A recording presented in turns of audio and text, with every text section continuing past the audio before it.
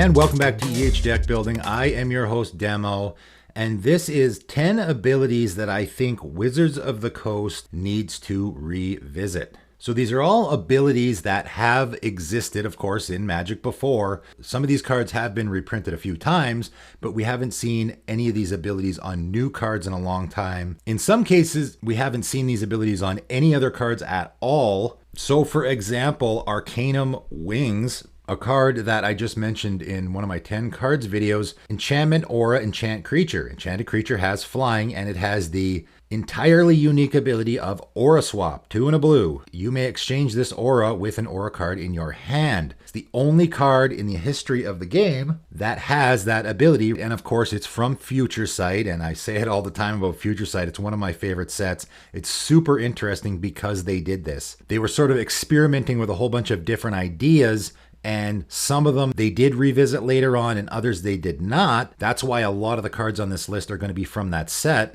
This is one that I think they could revisit. I'm also mentioning abilities that I think, this is a Commander channel, so I'm talking about abilities that I think are good for Commander as well. Aura Swap is a very interesting ability for Commander. Coming in at number 9, Recover. And this is an ability originally printed in Cold Snap, never reprinted. There's only 7 cards in the game that have the ability Recover. It's another of those abilities that only work when it's in your graveyard. And if a creature is put into your graveyard from the battlefield, you may pay whatever the recover cost is. If you do, return that card from your graveyard to your hand, otherwise exile it. So the tricky thing is here, as soon as a creature dies, you have to use this ability. If you don't, it gets exiled out of your graveyard. You don't have any other option here. Either you return it or it gets exiled. It's interesting, to use this actually in a Tormod deck because it's just going to sit in your graveyard. For example, a Garza's Assassin, which is a favorite of mine personally because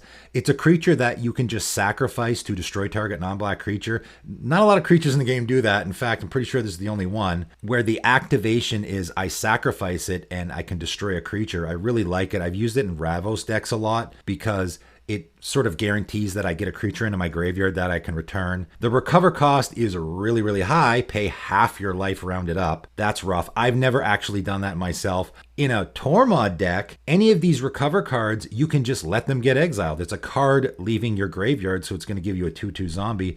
It's a really interesting ability. There's only 7 cards. Probably, I'm assuming most people have never seen it in a Commander game. It could use a reprint, right? It revisit, right? I use the term revisit because just reprinting Garza's Assassin in a new set, that doesn't do anything. I'm talking about new cards with this ability, right? Coming in at number 8, Provoke. Another ability that I'm sure probably a lot of people have never seen before. Originally from Legions, a set that, is probably considered to be one of the worst sets maybe ever. There's only 9 cards ever printed with this ability. Whenever this creature attacks, you may have target creature defending player controls untap and block it if able. That's a really good ability. Unfortunately, most of the creatures that have been printed with it aren't very good. Mostly it's the era, right? The era was creatures just weren't very good back then. So, but it's an interesting ability. So it could definitely use a revisit in a newer set with maybe some better creatures. Deathblade Elite is the only one I've actually seen in a Commander game. First of all, it costs 1, so it's easy to get out. And it has this unique ability of pay 1 and a white, prevent all combat damage that would be dealt to and dealt by Deathblade Elite this turn. It's a way to sort of sneak in another of your creatures, like maybe your Commander, where my opponent's got a blocker and I'm going to provoke that creature. I'm going to force that creature to block my Deathblade Elite so it can't block the creature that I want to get through, and then I can just pay 1 and a white and prevent all damage, and my Deathblade Elite will be just fine. Pretty interesting creature. Really interesting ability. Coming in at number 7, Offering. And what is Offering? I'm sure a lot of people are going to say. It's an ability originally printed in Betrayers of Kamigawa, and I'm talking about the legendary creatures. And I have a Patron of the Kitsune deck. There's a Patron of the Aki, Patron of the Moon. They can be your commanders, and they all have offering of a certain creature type. Patron of the Nezumi, for example, has Rat offering. You may cast this card anytime. You could cast an instant by sacrificing a rat and paying the difference in mana cost between this and the sacrificed rat. Mana cost includes color. So it's a very unique ability that is sort of a combination of flash and emerge. Not only do you get to cast it with flash, you get to cast at instant speed, which is a huge advantage. You also get to reduce the cost. So I do this in my Patron of the Kitsune deck all the time. I have my Farfinder out, which is a fox, and it has a mana value of 3, so I can sacrifice it and reduce the cost of my Patron of the Kitsune by 3 colorless mana. So now it's just going to cost 1 white. 3 mana for a 5/6 that whenever a creature attacks you gain 1 life is pretty darn good. And again, doing it at instant speed is even better. Really great ability, and because of the tribal aspect here, if you printed some more cards with this, you could make sort of a tribal theme with it, which I think is really good in Commander. Next up at number 6, Forecast, and another ability that I'm sure probably a lot of people have never seen before, originally printed in Dissension. There's only 11 cards in the game that have Forecast. Interestingly enough, though, they did just reprint one in Modern Horizons 2, and that's sort of why I did this video, is because Modern Horizons 2 was sort of this mishmash amalgam of all these old abilities. They had Shadow in there too, and they just printed like one card with some of these really old abilities, and that sort of got me thinking about, all the abilities that maybe could use a revisit. Forecast is a really interesting one. Basically, you reveal the card from your hand. You can only do it during your upkeep and only once each turns, right? So on your upkeep, you're going to reveal the card from your hand. You're going to pay the Forecast cost and then do whatever it is that you're supposed to do. A couple of interesting ones that I think are great in Commander: Pride of the Clouds. Gets +1/+1 for each other creature with flying on the battlefield, which is great in any flying tribal deck, but also has the Forecast ability of 2 white and a blue. Reveal it from your hand and create a 1/1 white and blue bird creature token with flying. So you can just leave this in your hand, and it maybe is a little man intensive, but every turn you reveal it, make a bird token, and it goes back to your hand, and again and again and again. And then, of course, if you want, at any point you can just cast it. Sky Hussar is another favorite of mine that I actually played in Modern a couple of times. 3 white and a blue, flying 4/3. When Sky Hussar enters the battlefield, untap all creatures you control. That's a pretty usable ability for sure, but I really like the Forecast. I don't know if I've ever actually cast Sky Hussar ever in a game. I just keep it in my hand, because you can forecast it by tapping 2 untapped white and or blue creatures you control and draw a card. So there is no mana cost here. You just reveal it, tap 2 white or blue creatures you control, draw a card. So if you're in a deck, any deck where you have lots of little creatures lying around, you can just reveal this on your upkeep and draw a card. It's a really interesting, unique ability. I like it a lot. Like I said, there's only 11 cards that have it. Could use a few more. Coming in at number 5, Gravestorm. And this is another one that only exists on one card in the history of the game. Bitter Ordeal. 2 and a black, sorcery. Search target player's library for a card and exile it. That player shuffles. So that's it. You just search their library for one card, exile it from their library. However, it has Gravestorm, and Gravestorm is, when you cast this spell, copy it for each permanent put into a graveyard this turn. You may choose new targets for the copy. So it's like Storm, right? It's sort of an off-take of Storm, but instead of copying it for all the spells cast this turn, you're copying it for each permanent put into a graveyard this turn, and that includes everything. That's a lot. This card actually can be really good in Commander. You can sacrifice a bunch of stuff. You can cast a board wipe, kill a whole bunch of creatures, then cast this, and maybe go get 12 or 15 cards out of your opponent's library and exile them. You can really hose somebody with this card. I know people don't love Storm, but for something like this, you don't do dealing damage to your opponent so they can just combo off and win. You do something like this where, yeah, it's good, but probably not game ending. It's just an interesting take on Storm that I think they could definitely revisit. Coming in at number 4, Split Second. And of course, we've all seen this one before. They have been reprinted a lot, right? They're Split Second cards originally printed in Time Spiral, and they have been reprinted quite a bit because they work so good in Commander, right? We've all seen Krosan Grip before. Angel's Grace gets played a lot in CEDH. They're great cards, and the biggest reason why they're great cards cards is because they can't be countered.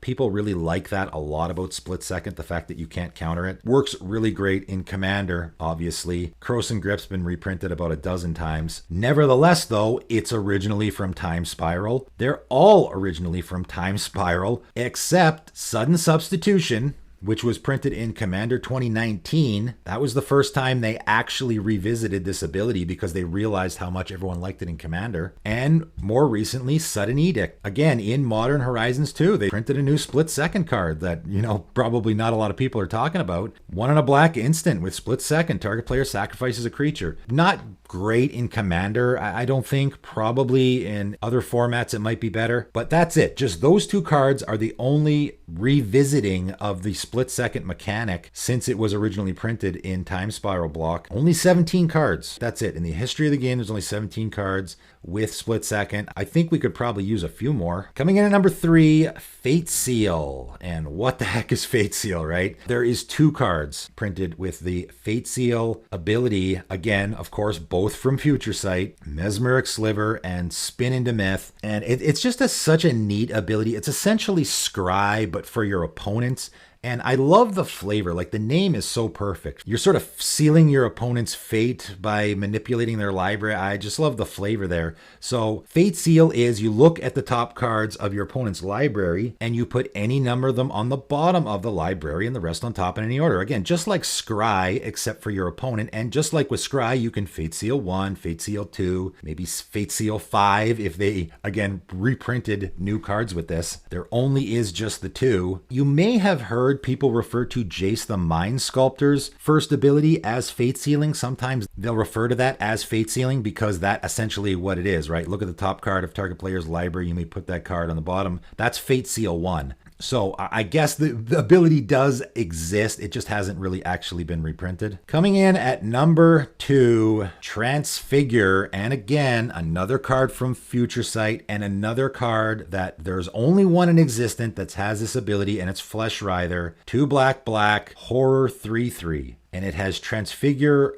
1 black. And Transfigure is you pay the Transfigure cost, right? 1 black, and you sacrifice this creature. You sacrifice the creature that has Transfigure. Then you search your library for a creature card with the same mana value and put it directly onto the battlefield. That's a really interesting, really unique, really fun ability that I think works great in Commander. So if you have a Flesh Writher, and I've put this card in a couple of decks, it's in play, and you can only do this as a sorcery, of course. You pay 3 mana, you sacrifice your Flesh Writher, and then you go get any 4-drop out of your deck. Any 4 mana value creature you get out of your library and put it directly into play. That's pretty darn good. I think this card definitely could go in a few decks, but I just love this ability. So unique and interesting, and I really would love to see them revisit it and do a whole series of creatures with this Transfigure ability. And coming in at number 1 is Transmute, and I'm sure a lot of people who are regular viewers of my channel have heard me mention this more than a few times. I just talked about Brain Spoil, or essentially all the Transmute cards in one of my recent 10 cards videos. It was originally printed in Ravnica and has never been reprinted. There's only 14 cards. And what I really like about it is it's a tutor option. And in Commander, that's important, as we all know. It only gets the mana value of that card. So, for example, Drift of Phantasms, one of my personal favorites because, there's a lot of things that have 3 mana value that you can go get with it.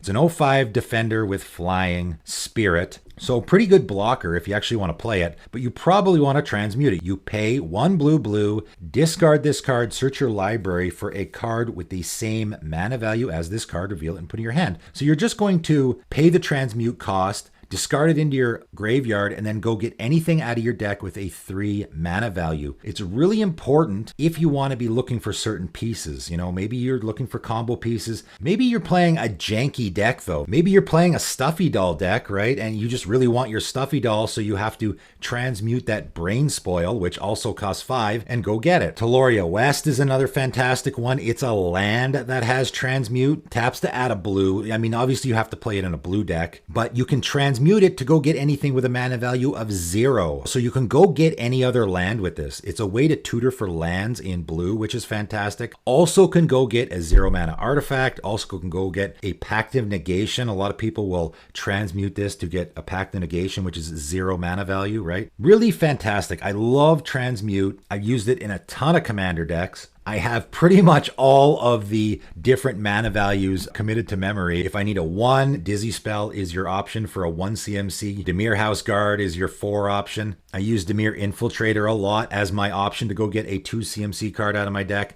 It's only in black and blue though. That's the problem and maybe the reason why it doesn't see as much play, because black and blue already have a lot of tutors and all of the transmute cards are only in black and blue. So if it gets revisited, I would also like to see it in other colors. It would be nice to see some transmute cards in, I don't know, white or red, you know, colors that don't tutor very well. Just a really fantastic, unique, and interesting ability. Also, you're discarding, so it fits in a discard theme as well. I had made a Ravos and Ghost deck that was a transmute deck where I can transmute to go tutor for stuff, then I get it immediately back with my Ghost, or I can wait until my upkeep and get it back with my Ravos if it's a creature. Both of my commanders could get my transmute cards back out of my graveyard. Really fantastic ability. Wish they would revisit it. Only time will tell. They just reprinted Landwalk abilities also in Modern Horizons 2, so I'm crossing my fingers here, but we'll see. But that is it for today, and thanks for tuning in.